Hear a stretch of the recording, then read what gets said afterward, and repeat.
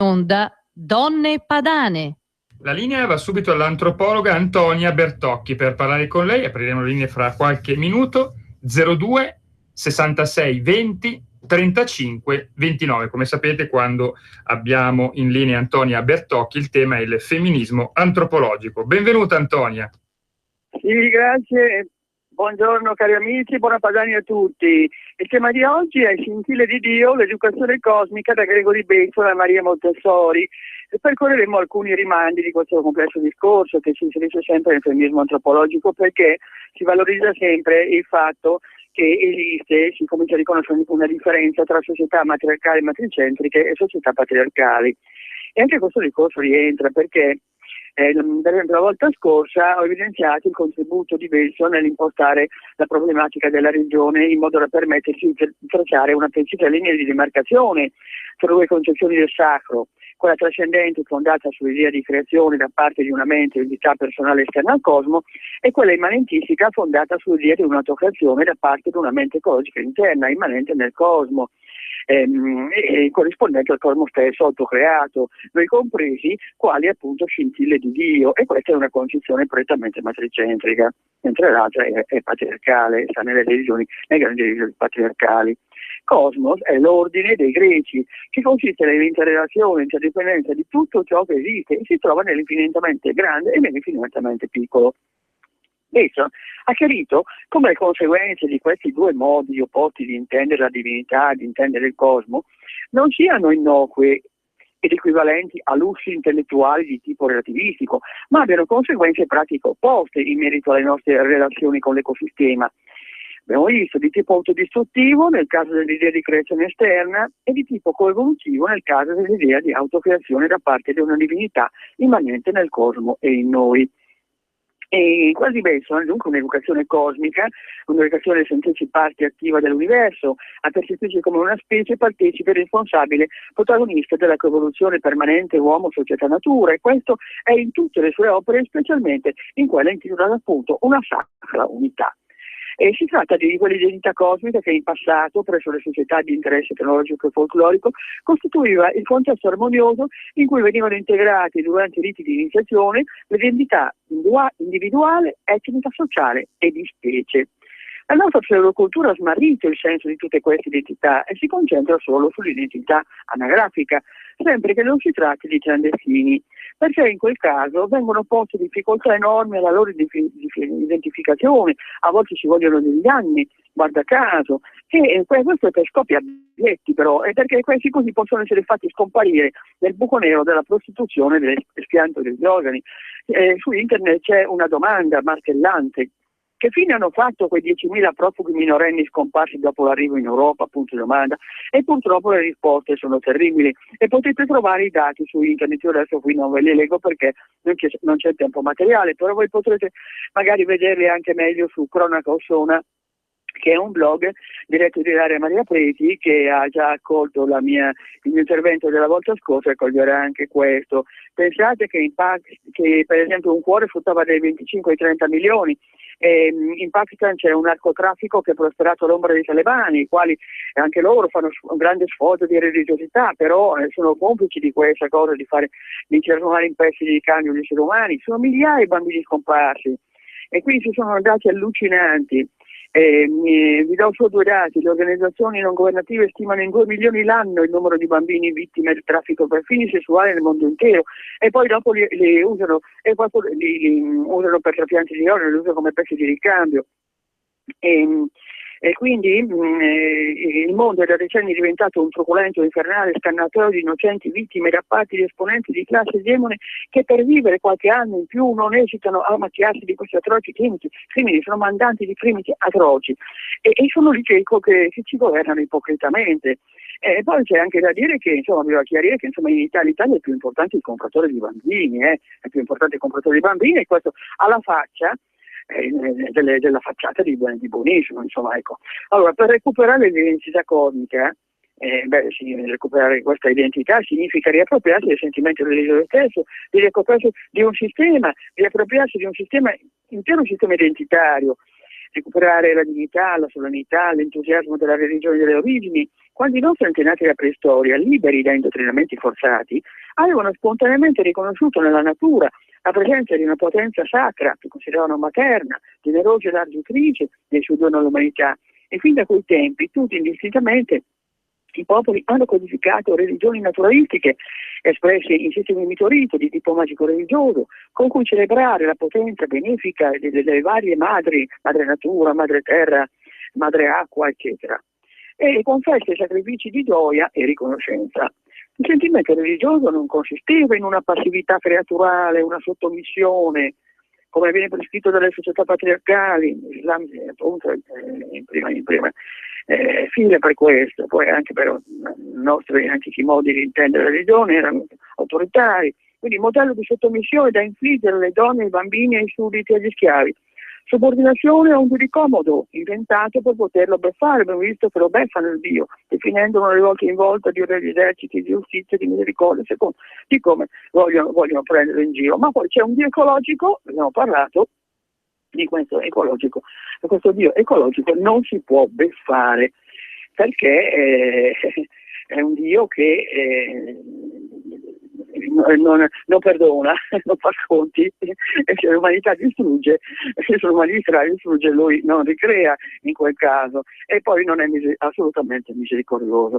E quindi diciamo queste sono società matricentriche.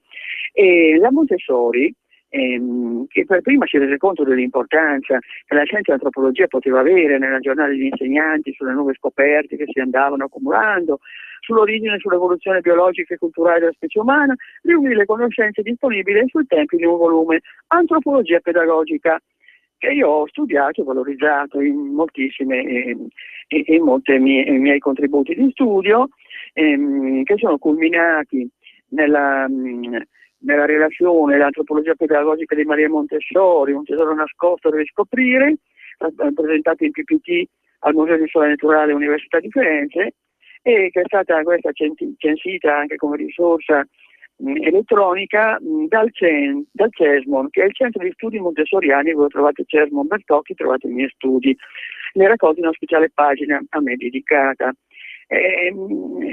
Noi sappiamo che la teoria dell'evoluzione è tuttora soggetta a incomprensione e ostilità, al punto che in America si tenta ancora di contrastarla con la teoria dell'intelligent design, del creazionismo, e con il Museo della Creazione, dove ci sono messi a far ballare i dinosauri insieme ad Adamo ed Eva, perché i furbetti hanno visto che i bambini sono appassionati di dinosauri e hanno avuto la pensata di metterli con Adamo ed Eva.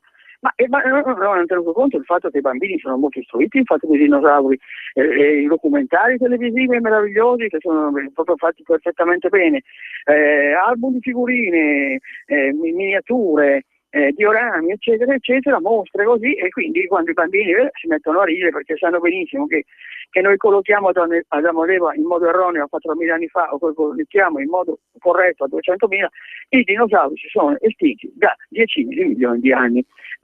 Un'altra figuraccia l'ha fatta la Moratti quando voleva togliere la teoria dell'evoluzione dalle scuole, e quindi ha fatto fare una gran figura a tutti, brutta, e ovviamente tutti si sono scandalizzati, perché queste conoscenze sono 2 secoli che girano, insomma, e se qualcuno non vuole andarsi ad aggiornare, non è che può per questo costringere il mondo a stare fermo, e quindi diciamo che insomma la Montessori però non si è arresa, anche se non hanno valorizzato l'antropologia pedagogica in sé, lei l'ha inserita prontamente nel suo programma di educazione cosmica, che ha trovato alcune applicazioni didattiche anche nelle scuole montessoriane. E nel suo piano dei studi le conoscenze riguardanti la nascita e lo sviluppo della specie umana vengono collocate all'interno di un piano educativo generale che comprende saperi astronomici, geologici, biofisici, naturalistici e ovviamente antropologici. E Maria Montessori parla di questi temi principalmente in 2 testi, dall'infanzia all'adolescenza e come educare il potenziale umano, e li trovate molto facilmente. Tra i montessoriani, Grazia Onegger Fresco, che è stata allieva da Montessori, ha dedicato la sua vita ad approfondire e divulgare il pensiero della sua grande maestra attraverso il periodico Il Quaderno Montessori, al quale io stesso ho collaborato. e ha scritto molti libri sui temi dell'infanzia, della crescita, dell'educazione, dedicati a genitori, nonni, educatori, pedagogisti, appassionati. E è stata una grande mediatrice e comunicatrice del pensiero montessoriano, e i suoi libri li trovate tutti alla voce, grazie a Miguel Fresco, tutti su internet. Sono molto interessanti, di grande fruibilità, anche pratica, oltre che teorica.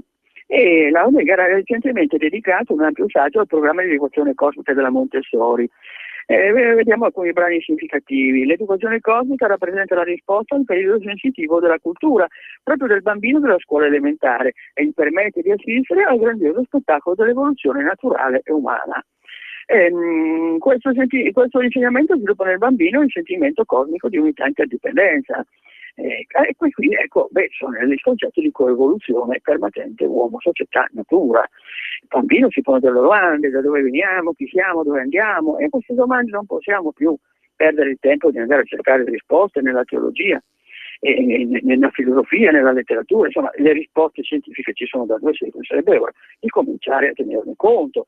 Se ne tiene anche un po' conto, ma in modo molto sporadico. Bisogna aspettare un documentario una volta l'anno, oppure qualche insegnante che sviluppa un po' meglio quello che è il programma scolastico striminzito a questo proposito, e vuole capire i fenomeni naturali, il bambino, insomma, e vuole capire le cose. Ma Montessori aveva una preparazione matematica e biologica molto forte, per questo ha potuto estendere questo programma di educazione cosmica, che oggi è di molta attualità. Il bambino crea connessioni, bisogna quindi fargli rendere percepibili, ben percepibili e comprensibili, che come tutto sia interconnesso nell'universo e nella nostra terra, storia, evoluzione e cultura. Insegniamo che c'è un'interdipendenza tra noi e il mondo naturale che ci circonda, e si può dire che il piano cosmico riflette la struttura e il funzionamento della nostra mente. È per questo motivo che Maria Montessori insiste nel ricordarci come la conoscenza sia soprattutto relazione. Ecco qui l'isomorfismo mente-natura. Che cos'è la natura che la mente umana la può capire? Che cos'è la mente umana che può capire la natura? E vedi, c'è tutto un isomorfismo e un rimando continuo. E io ho creato apposta una pagina, la struttura che connette, perché qui appunto abbiamo il concetto di struttura che connette, come parallelismo convesso. L'interdipendenza è oggi universalmente riconosciuta come la legge fondamentale che regola l'universo, la vita sulla Terra. Occorre offrire al bambino le chiavi di lettura per interpretare le interdipendenze tra gli esseri e la natura, per soddisfare la sua naturale sete di conoscenza. Il bambino è il costruttore dell'uomo e l'uomo è il costruttore della supernatura, intesa come protezione e sviluppo della natura. Quindi il bambino costruttore dell'uomo è anche il bambino costruttore dell'uomo, perché il cosmo è l'ambiente nel quale l'uomo assolve la sua missione. E qui ecco la riflessione antropologica, che il concetto di interdipendenza è un concetto cibernetico equivalente a quello di relazioni sistemiche. Qui c'è tutta la sistemica sotto il pensiero di Bateson, la struttura profonda del suo pensiero, sono serviti da complessi feedback e forward, e sono utilizzati da Bateson nel contesto della cibernetica della comunicazione. È per quello che lui riesce a poi comunicare anche in modo informale ai giovani e agli studenti il suo pensiero e anche nelle sue opere. Ma qui c'è un esempio che è molto interessante, che è quello del bambino piccolo che lancia gli oggetti per terra e si diverte perché fanno rumore. Si sta mettendo in contatto con le leggi cosmiche, bisogna farglielo capire, e sta giocando con la palla, ad esempio, li realizza, come li definisce Maria Montessori, piccoli punti di coscienza, piccoli punti di coscienza. Scopre che rotola, che rimbalza, che cade, che vola e poi cade. E questi punti di coscienza rendono il bambino consapevole che intorno a lui ci sono delle leggi. È molto diverso questa cosa dal fatto di dare brutalmente una palla in mano a un bambino e lui pensa che quello sia una specie di folletto matto che va per conto suo, da una parte, idea sbagliatissima, e dall'altra che lui lo può dominare prendendolo, stringendolo, picchiandolo, eccetera. E quindi se un bambino ha invece un'educazione di questo tipo, abituato a capire che ci sono queste leggi e lui ne fa parte, lui ne è parte integrante e lui interagisce con queste leggi, certamente che quando prenderà la patente Con quei regolamenti della patente avranno un significato ben diverso per lui, e la distanza di sicurezza lo terrà di sicuro, mentre invece quelli che non seguono queste cose, non sanno niente, sono abbandonati al caos del vissuto quotidiano, pensano che il fatto che la legge ha trovato l'inganno sono io che comando la macchina mi deve obbedire, qualcosa lì. E quindi poi succedono delle tragedie, e non solo ci vanno in mezzo loro, ma anche delle volte intere catene di automobili che vanno tutti a rotoli. E quindi la società si deve incaricare di queste cose, della cultura, di che cosa c'è la cultura, che non è una costruzione di costrutti idealistici là accampati per aria, ma ha un profondo influsso sulla prassi. E l'educazione cosmica quindi consiste molto di più che semplicemente la cultura, è far sentire il bambino inserito nel cosmo come essere umano e come supernatura cosciente, per fargli capire che questa è una delle differenze tra specie umane e specie animali. Noi abbiamo una forma di coscienza e per cui possiamo sbagliare e poi correggere gli errori. Ma questo fatto di sbagliare, correggere gli errori o prevenire gli errori addirittura, lo facevano le società matricentriche. Capito il femminismo antropoico? Cioè, lo facevano le società matricentriche perché nelle società matricentriche c'erano i riti di iniziazione e veniva gestita l'ambivalenza emotiva del giovane, che è molto complessa, in modo che lui potesse controllare le proprie emozioni, potesse interagire correttamente con l'ambiente, e quindi già si preparavano dei comportamenti, si istruiva in modo che i suoi comportamenti fossero in armonia con la natura, e già si prevenivano un sacco di disastri. Poi se c'erano gli errori si potevano correggere anche quelli attraverso le norme sociali. Certo, non ci sono società perfette, ma sarebbe un guaio se ci fossero, perché allora sarebbero ferme e non ci sarebbe la rivoluzione permanente uomo società natura. Allora, ecco, Maria Montessori, diceva che ci sono due cose importanti: una è la grandiosità e l'altra è il mistero. La grandiosità, questa dell'universo, di far parte dell'universo, di essere attori creativi, partecipi, e il mistero, cioè per far percepire questo il grande aiuto nella lezione appunto di miti e delle favole cosmiche, che servono al bambino per rendersi cosciente di che quello che gli viene narrato lui lo sa che non è realtà, ma però lo scopo è di visualizzare, precisare alcuni fenomeni. E quindi qui abbiamo una valorizzazione del processo, quello che Besson chiama il processo metaforico, e che lui definisce, studia e propone come appunto processo biologico. Il processo metaforico non appartiene al mondo delle idee staccate dalla vita e dalla natura come l'uso letterario filosofico. Il processo metaforico è un processo biologico che informa l'azione umana. A seconda di come viene gestito ci sono dei risultati di evoluzione oppure di autodistruzione. E c'è anche che nelle favole cosmiche, per esempio danza cosmica, si parla anche di danza cosmica, e quella piaceva molto a Beccio, quella di Shiva, e ho creato appunto la struttura danzante che connette a questa pagina Facebook, dove potete trovare cose molto interessanti. Ma poi c'è il punto centrale di questo discorso, che è l'archetipo iniziatico dell'apparizione della luce dal buio. Sentite questa: uno dei primi accorgimenti, dice Launegger, è quello di far visualizzare attraverso l'immaginazione la primordiale assenza di luce. Per dar vita a questo buio assoluto si chiudono le finestre, rimanendo al buio in silenzio. In questo modo il bambino si sente il protagonista della situazione, poi si fa luce e trova espressione il concetto di principio vitale. In questo buio, ad un certo punto, si percepisce un'incandescente fiammella capace di contenere il sistema solare, Sole, Terra, pianeti e l'universo intero. Ed era proprio questo quanto accadeva nei misteri eleusini, secondo i testimonianze di autori antichi quali Plutarco e altri. E adesso vediamo, ci avanzano 2 minuti, poi vi leggo quello di Plutarco, che è veramente bello.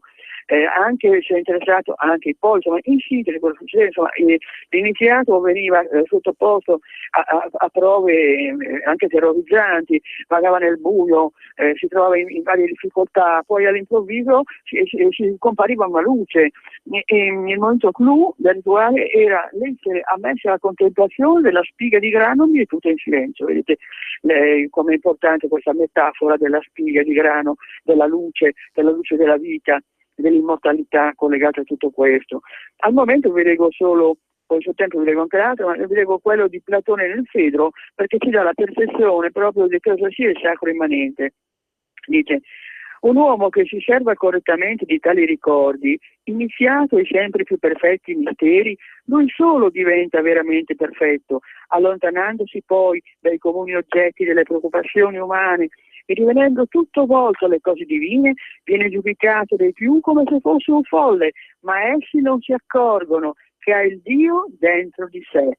Entusiasmo, da cui l'entusiasmo. E quindi questo è un sacro immanente. E lì, nei misteri, si verificava l'annullamento della separazione tra creatore e creatura.